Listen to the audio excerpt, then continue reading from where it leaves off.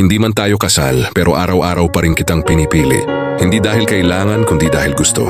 Gusto kong gisingin ka tuwing umaga. Kahit pagod, kahit minsan hindi tayo nagkakaintindihan. Hindi man tayo kasal pero sabay nating hinarap lahat. Yung hirap, yung pagod. Yung mga gabing tahimik pero mabigat.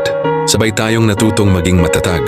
Hindi lang bilang magpartner, kundi bilang magulang, bilang magkaibigan, bilang dalawang taong piniling manatili kahit mahirap. Wala tayong seremonya, wala tayong singsing, pero meron tayong mga alaala, mga tawanan sa gitna ng pagod, mga yakap sa gitna ng lungkot, mga planong kahit di sigurado, sabay pa rin nating tinatahak.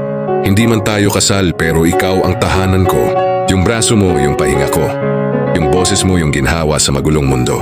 Ay alam mo mahal, hindi ko kailangan ng papeles para patunayan kung gaano kita kamahal.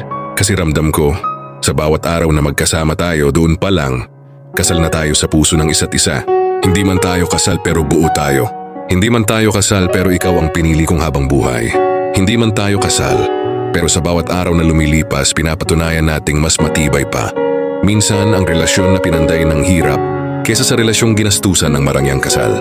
Kaya salamat mahal, dahil kahit sa hirap at ginhawa, ikaw pa rin ang pinipili ko, araw-araw, paulit-ulit at buong puso.